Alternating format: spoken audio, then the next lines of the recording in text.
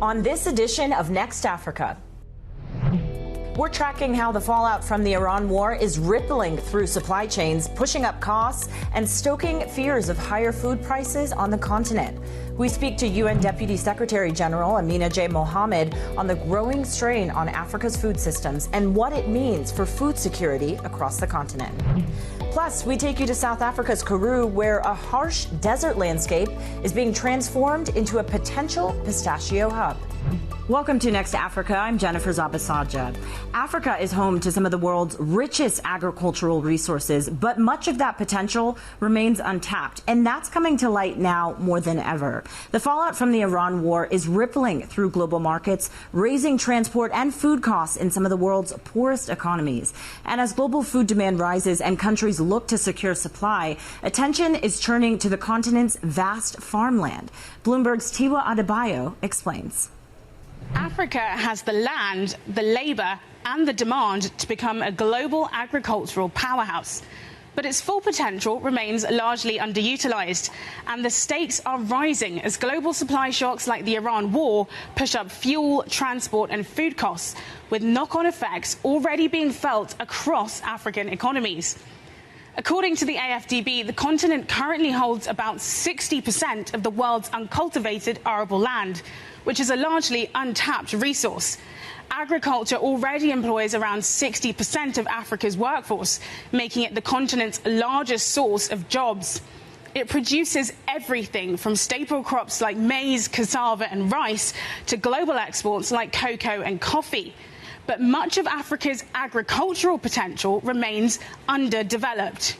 Yields are relatively low, infrastructure is limited, and large areas of fertile land remain uncultivated, leaving significant room for growth. And that opportunity is starting to attract global attention. In the Gulf, food security is a major priority. GCC countries import as much as 80 to 90% of their food due to water scarcity and limited farmland. And they're increasingly looking outward to secure supply. Africa, with its land, resources and proximity, has become a key partner. Saudi Arabia, the UAE, Qatar and Kuwait are investing in agricultural projects across the continent, from farmland and irrigation to logistics and food processing, with the goal to build more stable, diversified food supply chains while tapping into Africa's production potential. For African economies, that investment could help unlock productivity, expand exports and strengthen agricultural value chains. And the scale of the opportunity is significant. The AFDB estimates the continent's food and agriculture market could grow from around $280 billion today to $1 trillion by 2030. Realising that growth will depend on how quickly Africa can turn its natural advantage into output. The ripple effects of the Iran war are hitting global food supply chains, from fuel to fertilizers, raising concerns about higher prices and food security, particularly in import-dependent parts of Africa. That's as key inputs to agriculture are disrupted just as many countries head into planting season. For more, I'm now joined by Alexis Maxwell, Senior Agriculture Analyst for Bloomberg Intelligence, and also Agnieszka D'Souza, EMEA Agriculture Team Leader, joining us now. What exactly does this mean for the crops on the ground, for those crops that are using fertilizer, especially when we look at some of the countries that are heading into planting season? Higher fertilizer prices essentially will mean that farmers will need to revisit whether they need to apply as much of those fertilizers on the ground or not. It means basically that they're going to have to rethink whether to use less. And less fertilizer basically means, less plant development, lower yields, and question marks over the production. Now, we haven't seen, we are just waiting in a waiting mode and trying to watch farmer behaviors. Right now, the Northern Hemisphere, they're planting. One thing is that this month and next month will be crucial because that's when we are going to see that farmer behavior changing. So they will decide whether they want to maybe switch to different crops that don't require as much fertilizer, or they may just decide to use fertilizer and expecting lower yields as a result. Alexis, is that what you're seeing? I know you said Africa uses less fertilizer than elsewhere, but how are you seeing that potentially affecting the upcoming season? So this story is actually going to be one I think will extend into 2027, because the time cycle of how this decision that Aggie mentioned, this do I use that last incremental ton of fertilizer at prices that have shot up and doubled since the war began? Farmers will use less fertilizer because they can't either get it or it's too expensive. And so what we'll see happen is lower production in the second half of the year. And if this crisis continues, we will really see an impact on 2027 crops as well. There's a number of net importers of fertilizers, but there's also a number of net exporters. So when we look at maybe some of those net exporters, are they potentially able to fill the gaps for some of these other countries on the continent? Yeah, so the question then becomes one of cost and logistics. Much of the export-oriented capacity in Africa is in places like Morocco, Nigeria, or Egypt, countries that are very far away from where some of the farming is concentrated. And so then it becomes, can we shift production and send it into regions of Africa where farmers need it? There's not great alternatives if farmers can't find the fertilizer that they need. Some farmers may turn to sources like manure as an alternative. Aggie, just on that point, what does that mean then for global food prices? Alexis said this could be a 2027 story. How are you looking at the trickle-down effects on global food prices? Because this isn't just a continent-wide story. If the conflict continues, in a way, we are sitting on a ticking bomb. We are waiting for the costs to filter through. I mean, as of March, the gauge of global food prices was pretty stable, but the FAO expects pressure on food prices to kick in this month, next month. There should be more pressure on them. But really, the higher costs should show towards the end of the year into 2027. In general, we are not just talking about fertilizers. We're talking about higher energy costs, putting pressure on food costs as well. I also spoke with Zama Sangweni, agricultural economist at Absa. She says the immediate impact is being felt through rising input costs. Large shocks being seen mostly from an input perspective. So you would have seen a rise in global Brent crude oil prices, which translates into higher continental fuel prices, specifically diesel, which is a high input requirement in African farming. The second one would then be fertilizer requirements, and for specific African countries which rely on the global market for fertilizer imports, they will also start to see some pressures coming. So those two input costs being driven up are adding pressure to African agricultural economies. Coming up, we'll get you to my conversation with UN Deputy Secretary General Amina J Mohammed on the challenges facing Africa's agriculture sector and how the continent can navigate the risks ahead.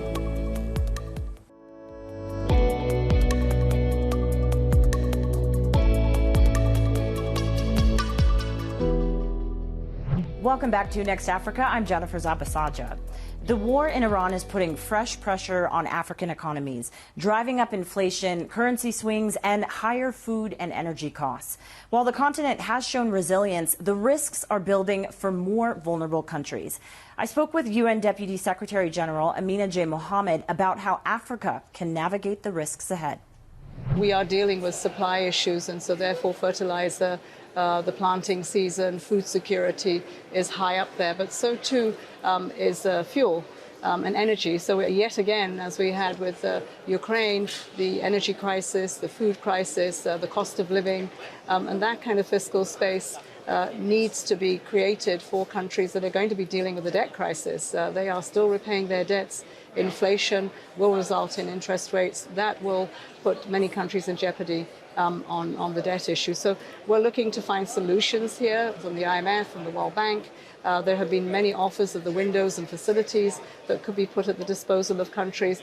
But I think at this stage we need scale. Many countries are still recovering from the previous shocks, and some of those crises are not over yet. The crisis in Ukraine is still one that we look for peace, as we are now searching for in Iran and the Middle East.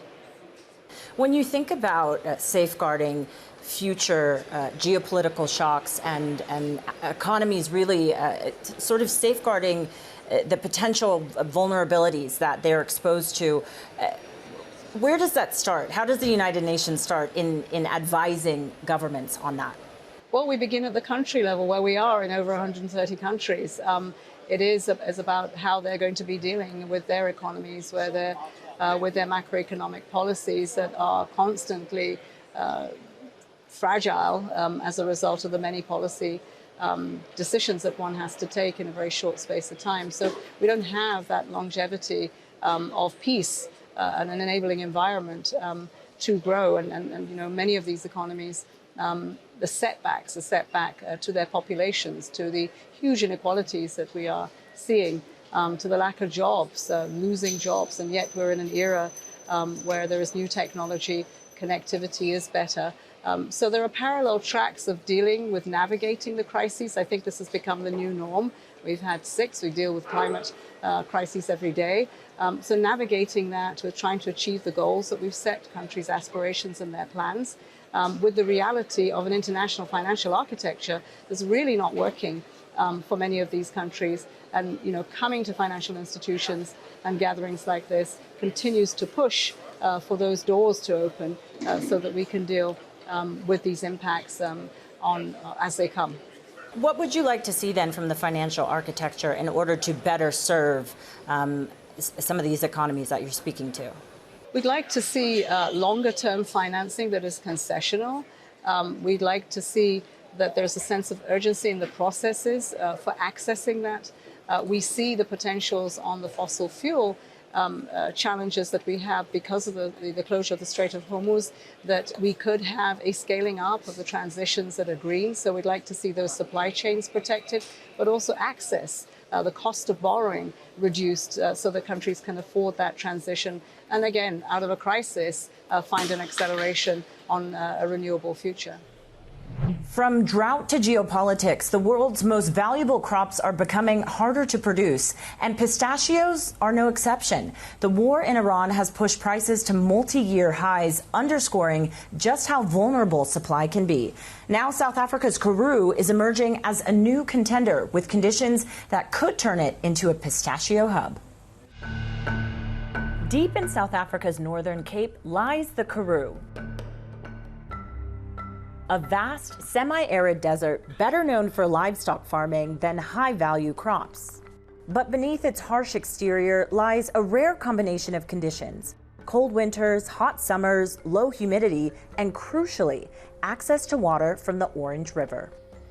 It's a mix that experts say is almost uniquely suited to pistachio farming, a crop that's notoriously difficult to grow, but highly profitable. Pistachio, by its nature, is built for the extremes of the Karoo, and that's what a Karoo is. A Karoo, it always falls from the one extreme to the other extreme. You would have extreme drought, and then you would have ferocious floods. Even if the world production... David Muller is CEO of Karoo Pistachio. He's spearheading a drive to bring together farmers and finance partners to build a new export industry. The ambition? To ramp up production from 20 tons to 60,000 per year by 2040, which would account for roughly 5% of the global market. With the US and Iran dominating global supply, South Africa's output could eventually rival smaller exporters like Syria. But that growth comes with uncertainty. Economist Casey Sprague says some of South Africa's current advantages may not last, especially if the country's currency strengthens. The real risk isn't can we produce cheaply now, it's whether South Africa can really lock in reliability, yields, and export grade quality throughout the cycle. Because pistachio trees take at least 5 years before bearing their first fruit, these crops and others like it are turning to innovative financing models to inject immediate capital into the farms. Fed Group, a South African financial services company, has built an investment structure around that uncertainty. We've gone and built quite specialist investment products that allow us to segment the way in which someone finances that physical asset. So you can actually go in and you can buy a nursery sapling, and that nursery sapling gets a certain level, and then we allow you to get your money out, and that gets sold to, for example, a farmer. And someone else can come along, or a pension fund can come along and invest in a whole orchard, for example. And it's just patient money. For investors, the appeal is clear: real assets, long-term returns, and exposure to global food demand. But these models also rely on long-term stability, something South Africa's agricultural sector hasn't always guaranteed. For now, new financing is helping scale the industry, but it's also trying to solve a deeper challenge. That the game changer isn't just money, it's lowering the project's risk premium, improving bankability, and accelerating scale as well. We really have the opportunity to give people that previously didn't have the opportunity to enter into almost like this, let's say, funnel going into commercial farming. For the Karoo, the stakes go beyond agriculture. The region faces economic decline, high unemployment, and increasing climate volatility. Pistachio farming offers an opportunity to counter these negative trends. In a world where climate change is reshaping what can be grown and where, the Karoo's pistachio experiment is a test of whether a high-risk, long-term crop can succeed in a volatile environment. Coming up, cocoa markets caught between falling prices and fresh uncertainty as fertilizer disruptions linked to the Iran conflict ripple through West Africa. We'll break down what it all means next.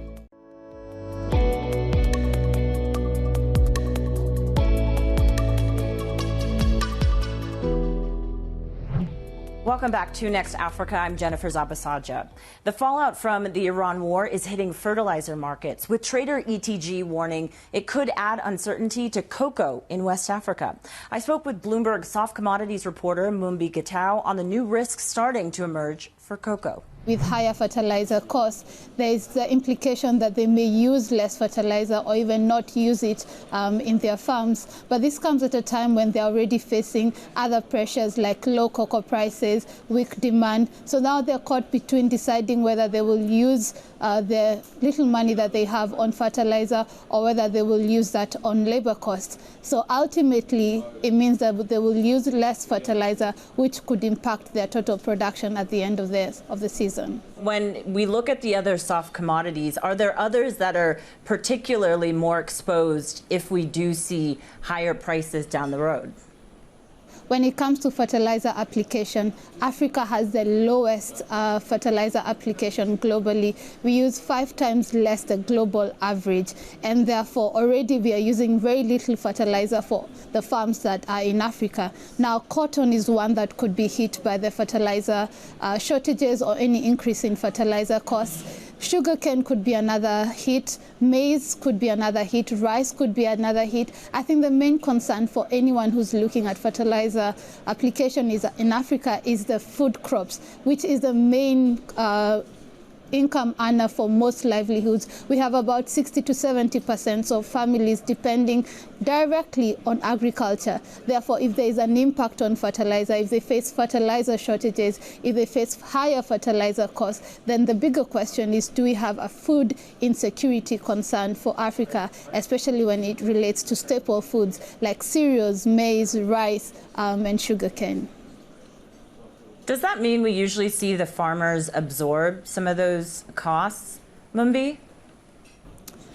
In some areas, the governments do pick up the tab and they provide subsidies. We have Ghana that typically offers subsidies to farmers. We have Kenya that sometimes offers subsidies to farmers. But then again, we have countries that don't pick up the tab, and the rest, the cost is borne by the farmer, the burden is borne by the farmer. So in areas where the farmer is picking up the tab, then they are much more squeezed. But if we have governments that step in and help the farmers meet some of these fertilizer costs, then they are slightly shielded. And from cocoa to Cabernet, the business of farming is getting a lot more complex. Global investors are pouring money into commercial wineries in and around Cape Town, even as wine sales slow worldwide. French, German, and Norwegian consortiums are buying into one of the few wine-producing regions where vineyard prices are still climbing. For generations, wine estates were valued for one thing: its vineyards. But in the world's 7th largest wine producer, South Africa, that equation is changing. While the country's wine exports decline, property values are rising, with top-end branded wine estates fetching anywhere north of $13 million. The value proposition is effectively, you don't look at just the grape yield anymore. It is more like a wine tourism. At roughly $80,000 per hectare, South African vineyards now command prices above Australian and Chilean wineries, while the Napa Valley and France's Bordeaux region are still the most expensive.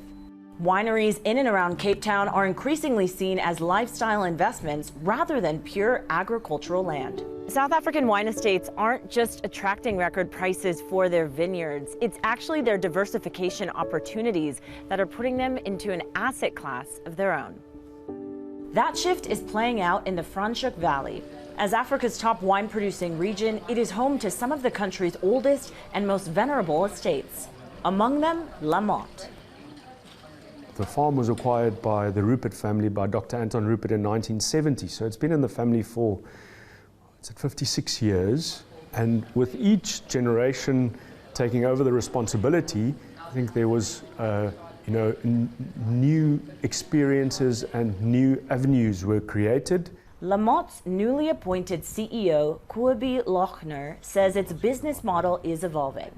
While Lamont remains family-owned, foreign interest in neighboring farms has effectively re-rated the market. Estates are increasingly priced on tourism potential and long-term brand positioning. For a legacy property like Lamont, that brings validation, rising valuations, and therefore pressure to outperform. Like a lot of other agricultural investments, you've got to take quite a long-term view. There've been a lot of investment into the infrastructure.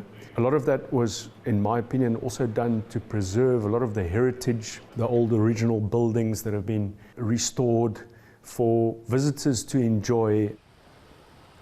Much of the investment here hasn't necessarily gone into expanding production, but rather into reimagining the wine experience itself. But competition isn't just local. The global wine industry faces numerous headwinds: punitive import tariffs, shifting weather conditions, and changing wine consumption patterns are forcing producers to rethink where growth will come from. Wine consumption has definitely declined in a lot of the mature markets. When I say mature markets, where the US, the UK, Western Europe. So a lot of focus is going towards more developing markets, where I include Africa, Asia, as well as India and possibly South America. For Lamont, that means building relevance beyond exports and turning visitors into long-term customers. The balance between the more traditional, more heritage brands, as well as the new brands that are coming into the market, I think that energy, the positive energy, is something that will stand us in good stead, taking the message of South African wine beyond our borders. And that's Next Africa for this month. But don't forget our weekly podcast with more of what's happening from across the continent, available on Apple, Spotify, and wherever you usually get your podcasts. You can also subscribe to our daily Next Africa newsletter, available on the terminal and website, for even more reporting from the Bloomberg team. I'm Jennifer Zabasajja in Johannesburg. We'll see you next time.